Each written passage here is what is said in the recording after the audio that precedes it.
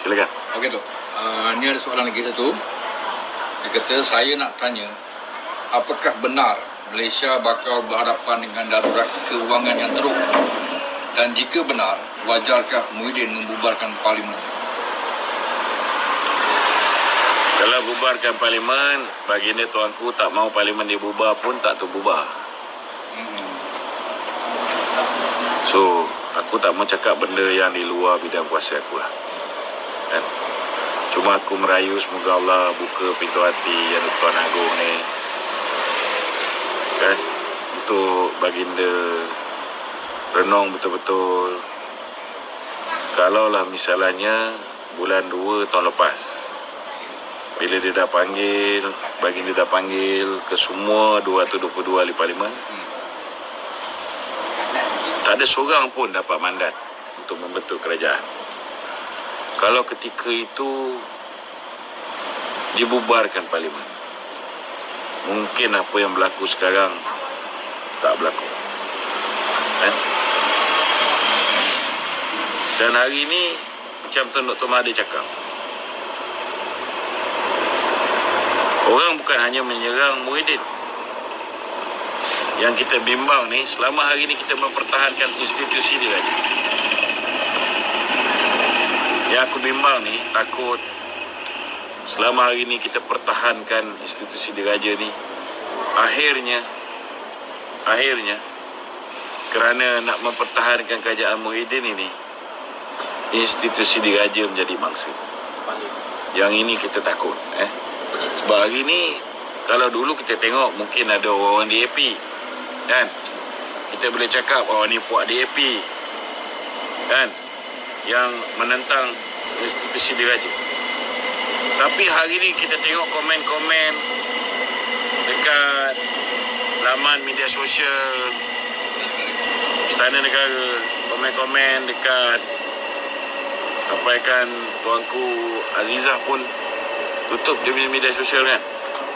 So ini dah berat. Ini dah berat. Ini masa depan institusi diraja tau. Kalau tak dipikir dengan betul dan diambil tindakan untuk menghentikan segala kebobrokan kerajaan Muhyiddin ni, saya bimbang takut rakyat tak salahkan Muhyiddin lagi.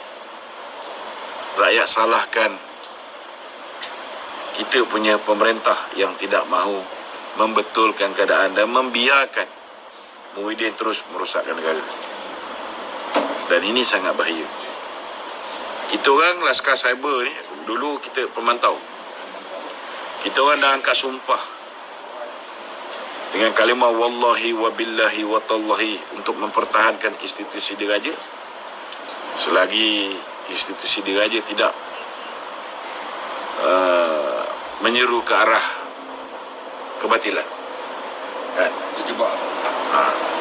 Tapi kena ingat, bila contohnya lah orang macam Tun Mahathir nak jumpa tak dapat jumpa,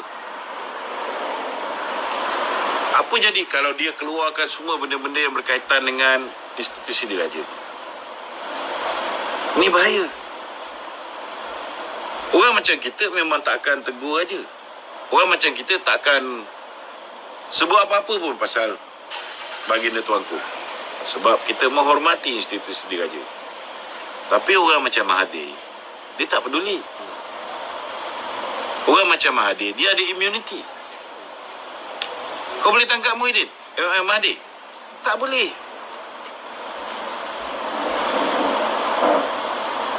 No idiot will arrest Mahathir.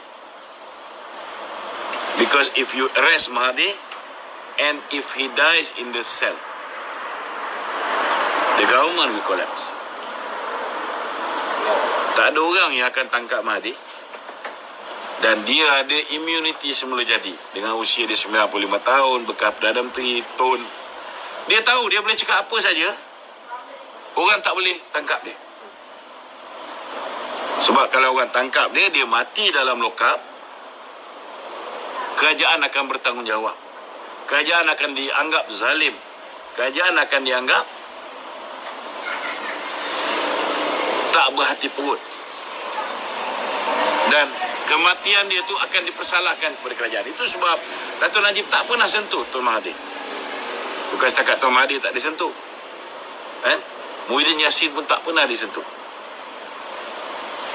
Jadi ini bahaya. Ini bahaya.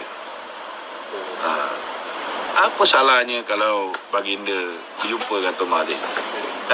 Dengar je lah apa benda ni. Lebih baik kita dengar. Bila orang ada masalah, contohnya orang tak puas hati, kau panggil, kau dengar apa dia tak puas hati. Kalau kau boleh selesaikan masalah tu, kau selesaikan. Kalau tak boleh selesaikan pun, bila orang ni depress dia ada, kita bagi dia shoulder dia ada shoulder to cry. Ringan sikit. Dia ada shoulder to cry on. So dia dapat luahkan perasaan. Sama juga kalau dia ada benda dia tak puas hati dengan institusi diraja. Bagi aku lah, ni pendapat aku sebagai penganalisa politik tu, aku kena jumpa dia, dengar apa dia nak sampaikan, kan? Selepas tu nak ambil keputusan apa tu pulang. Tak ada siapa boleh halang. Kena dengar. Sebab kalau kita tak dengar orang macam Mahathir, dia akan mula serang di media sosial. So bila dia serang di media sosial, orang tak boleh ambil tindakan pada dia. Orang boleh ambil tindakan atas hasutan pada aku. Orang boleh gunakan ordinan darurat pada aku. Boleh tak buat guna ordinan darurat kata Mahathir? Tak boleh. So ini bahaya. Ini bahaya. Ini pandangan aku secara peribadi. Okey. Soalan tambahan. Bolehkah kita rakyat Malaysia hantar memorandum kepada Kebawah Duli yang di-Pertuan Agong, Suara Rakyat, nasihatkan PM buka parlimen balik? So buka parlimen je.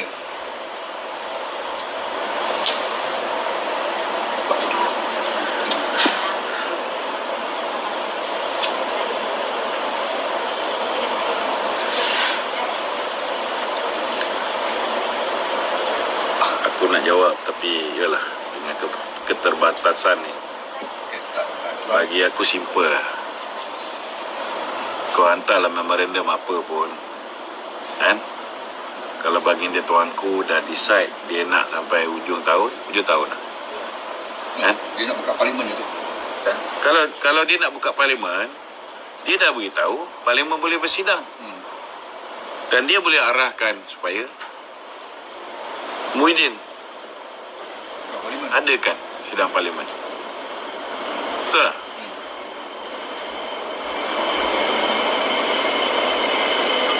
So kita nak komen macam mana? Kita tak boleh komen.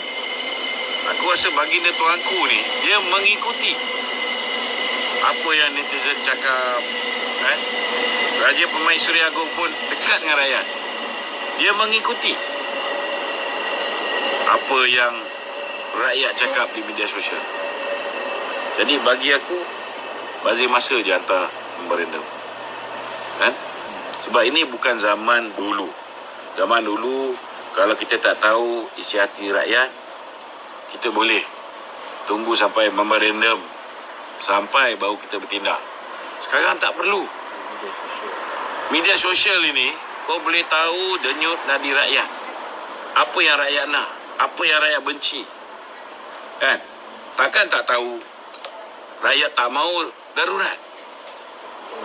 Orang petikai darurat, orang perlekeh darurat. Dan hari ini bukan setakat orang memperlekeh kerajaan Muhyiddin, dah sampai ke istana orang perlekeh. Takkan kita perlu hantar memorandum untuk supaya mereka ni nampak benda ni? Tak perlu. Mereka ni ada pakar-pakar yang jaga IT mereka. Setiap apa yang berlaku di bawah ni, baginda tuanku tahu.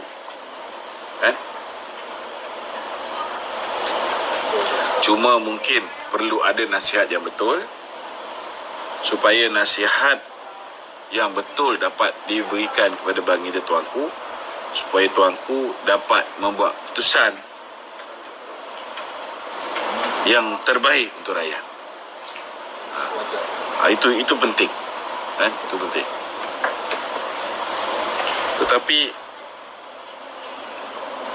kita doa je lah, kita boleh buat apa. Itu dah di luar kuasa kita. Setengah orang tanya aku kenapa sekarang ni dah macam dah tak bermaya, Betul, aku pun faham. Macam mana kau nak bermaya? Hak nak bersuara dah tak ada. Saluran tak ada. Saluran semua ditutup. Facebook aku sekarang ni, ramai orang komplain bila aku buat live, ada daripada Kelantan beritahu, kenapa dah 5 hari tak live, padahal tiap-tiap malam kita live. Ada itu hari sekali 2 kali kita tak ada. Betul tak? Dia orang blok. Kalau tengok share ramai, tapi jumlah viewer sikit.